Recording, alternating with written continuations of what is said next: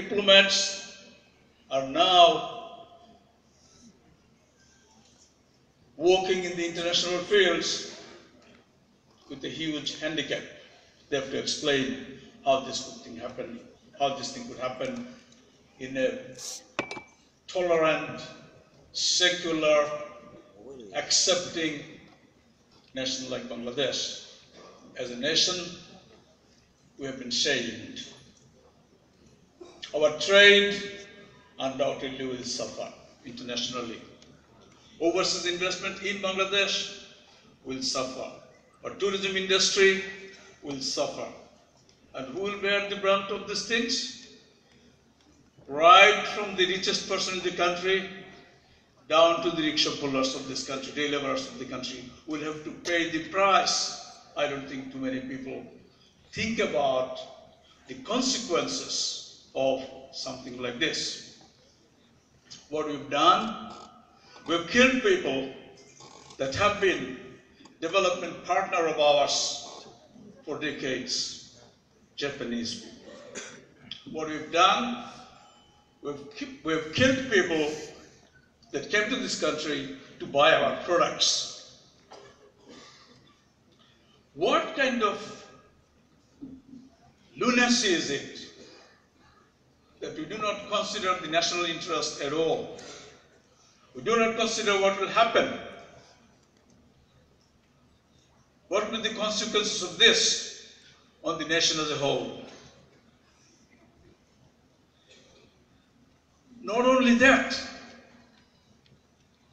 how does anyone think of taking other people's lives and going down, living this world, living a promising life in such a disgraceful way that even their parents do not want to have their dead bodies?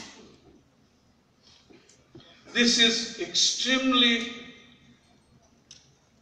torturous, extremely distressing, extremely painful for a mother or for a father, or for a father, brothers and sisters, or neighbors and friends. How can anyone do that to everyone that loved and cherished them, supported them, brought them to this world, brought them up? My friends, consider this fact. I have gone through your age. I have raised 3 children. My youngest is 21. She works for Ernst & Young in Australia. My other 2 are doctors. The trick in keeping a family together, the trick in giving your kids good values, is to be in communication with them all the time. And the smartest kids are those who take their parents' advice. In this world, when you go up, one of my very old Hindu teachers in my high school said, Atik, if you ever succeed in life, lots of people will be jealous of you. But the 2 groups that will appreciate it, enjoy it, will be your parents and your teachers. They will never be jealous of your success. That teacher has left this world a long time ago. I still have memories. I still remember his wise counseling. Now, whatever you do, remember, there's no better well-wisher of yours than your parents. There's hardly any better well-wisher of yours than your teachers. At times it will appear, you'll feel at your age, it's only natural that my parents are dumb. My son used to say, anything that my father does is not cool. Right? So, When he was about 15, 16, he thought I was an absolute idiot. But as he grew up, he found that I was getting a little bit more intelligent. Okay. So much so that he's a married boy with a little daughter. He calls me every now and then for advice. He's a doctor practicing very nicely in Cairns in Australia. Now, the reason I say this is, remember, no one can advise you any better than your parents, even if they're totally illiterate. Literacy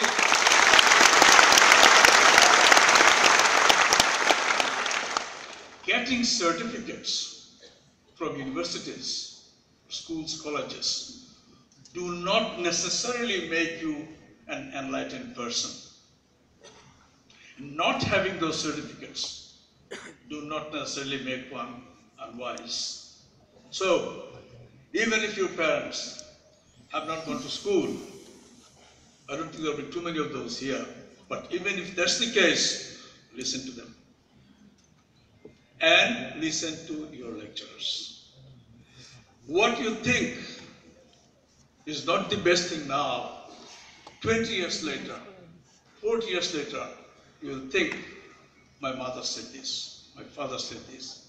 At the time, I thought they were totally wrong, but how correct they were, how wise they were. And you may say the same thing about your teachers. Now, what I'm saying is that stay connected. Allah will forget lots of sins, but not if you sever relationships with people. So they're your friends, they're your relatives. You do not sever the relationships. If a thin hair connects you to someone, try to maintain that relationship. Do not snap it.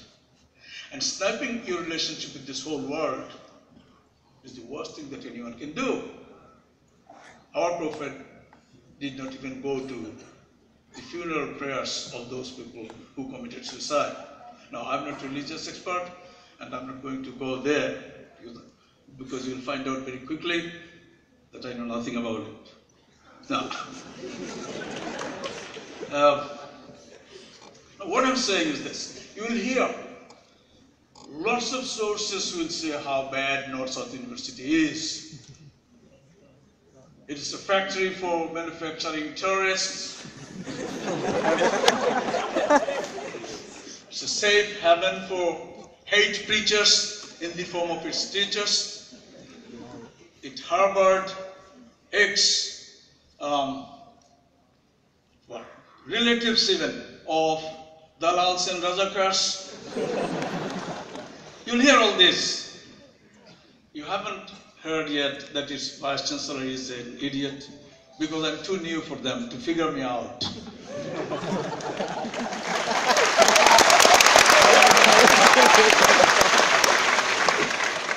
This is what is called a tall poppy syndrome.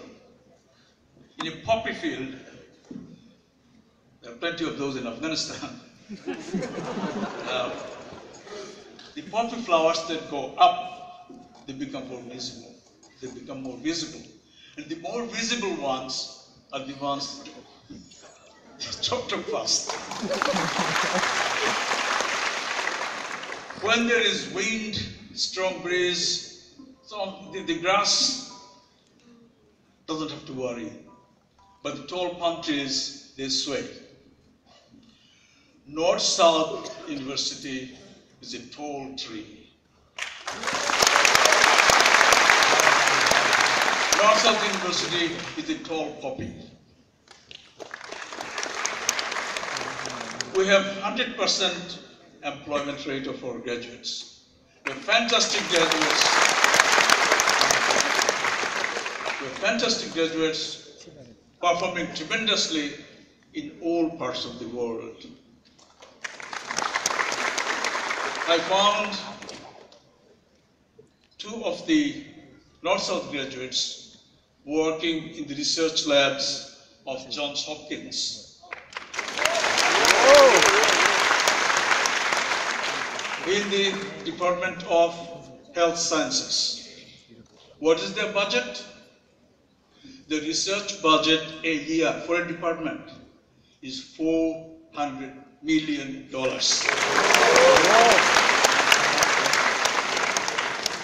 They have one member of staff for every 2 students. Now, in that kind of university, not everyone gets admission.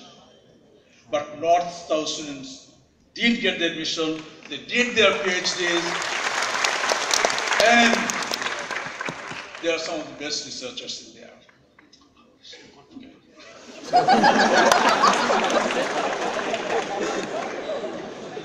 I'm actually lucky to have a dean who is also a pro-vice chancellor designate, who has organized some of these huge grants that you have. Look, we are working in partnership with NASA.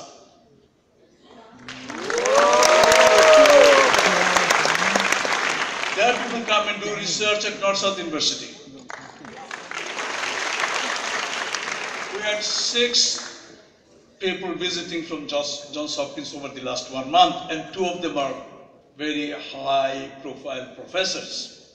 Already visited us, and we have an agreement to do research with them. These are not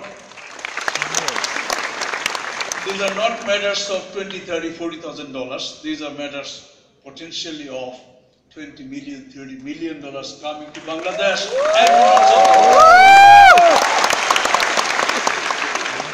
We'll publish jointly with them. As you know, every publication, every research publication lifts up the value of the certificate that was given to our alumni and the value of certificates that will be given to our students here. We have collaboration with University of Maryland. They had the researchers visit us over the last 2 weeks. We have in our International Advisory Board a Nobel laureate, Rich Robertson. So we are really a tall poppy. We are really a tall tree. So when people see that they cannot compete with us in a fair way, some people decide to compete with us in an unfair way.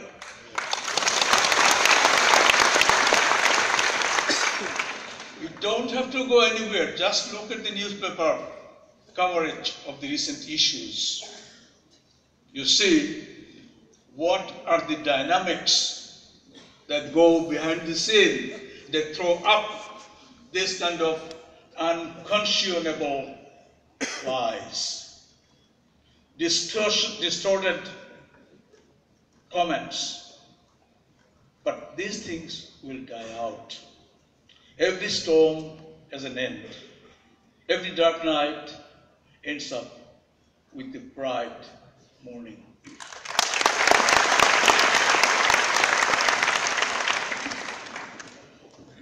And North-South will not have to endure with this for too long.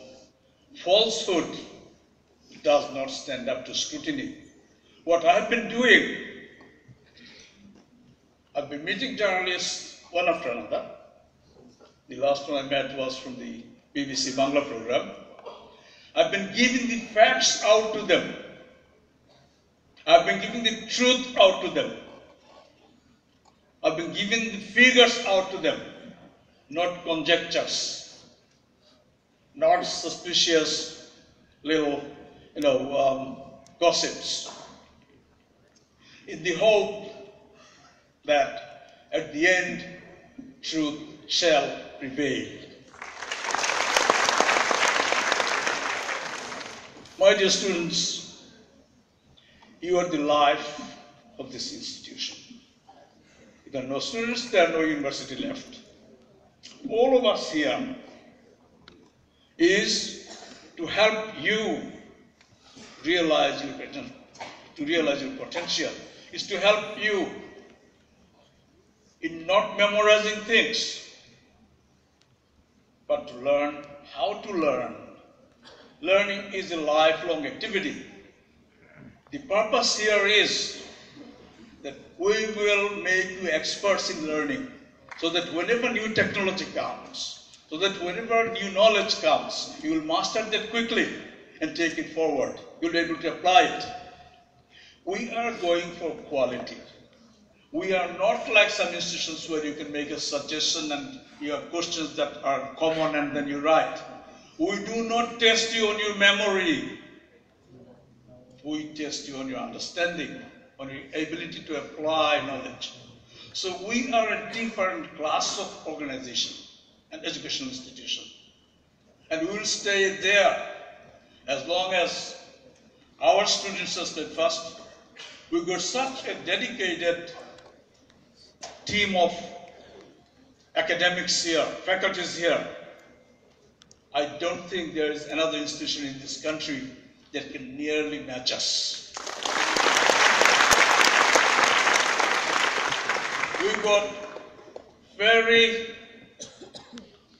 dedicated people, a group of, a team of, I should say, counselors. On occasions like this, if you feel a bit shaky, if you feel slightly traumatized, if you feel sad, go and see one of these committed, professional experts.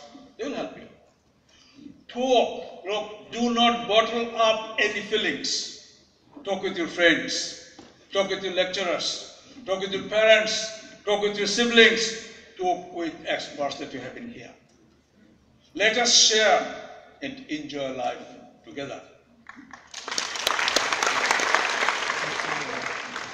I have asked every department, educational department, departments in schools, as well as IT, register service, security, everyone to be extra careful, to give extra time, to be extra considerate at this time of our sorrow. Remember one thing, we have all professionals here. Our securities people, our Director Administration and our Major Imran, they have worked tirelessly during the holidays. Our registrar has been staying there 3 o'clock in the morning. Our DPR, who is trying to maintain relationship with the outside world, our Director of press, Belal, has been working day and night. Our chair of the board of trustees, who is close to 80, if not 80 yet, I don't know. I never asked him his age because it's not proper to do so. This gentleman comes to the university 11 o'clock in the morning. Last night, he went home after 10 o'clock and he dropped me on his way. He dropped me in his nice BMW car to my gate. So, everyone have been working very hard. The security in here have been beefed up. You can feel absolutely confident that this campus is the most secure place in this country.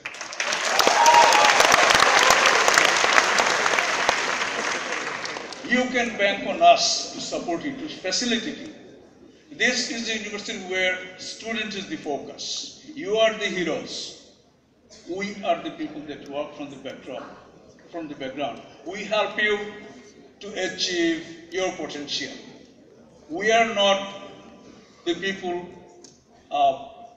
who should be looked at as you. Now, what have we done? I have 3 or 4 rounds of conferences, news conferences with media, not always with the best result, but still better to try to push the facts. Met all our foreign staff, they are guests in this country, and we must protect them, we must take care of them. They enrich our fabric of the institution so much. We had emergency meeting of the board to see how we can best provide you people when you come back to the campus. I personally went to about 30 different classrooms to assure people that, look, everything is normal. We had a storm. We've had some turbulent weather. Some people are still trying to take advantage of it over us. But we still are on top. We are resilient, and we will be there no matter what. We have met the chair of the UGC, who is very supportive. We are moving in our own channels. There are lots of friends of NSU in this country. Just don't be disheartened by looking at some of the terrible reporting that you see in newspapers. We have lots of friends and well-wishers. There are people that really appreciate what we have achieved over the last 24, 25 years. There are people that understand that whatever we have taken it. There are people that understand that this is the largest private university in the country. And it doesn't happen just like that. They know that our success helps the country lift itself up. NSU contributes to the country. It doesn't take anything away from the country. We don't use 1 cent of government money. But we train extremely high quality skilled professionals from here. We have had over 15,000 graduates. They are doing such a good job, making such huge contributions to this country and the world at large. So all I wanted to say is this. This is a class 1 institution. I will claim it is the best institution, tertiary education institution in the country. Not because of us, but because of you. And we want to, and we will be working with you as a team, and we'll get there. Keep your morals high. North-South will emerge victorious. We'll have victory after victory after victory. Thank you.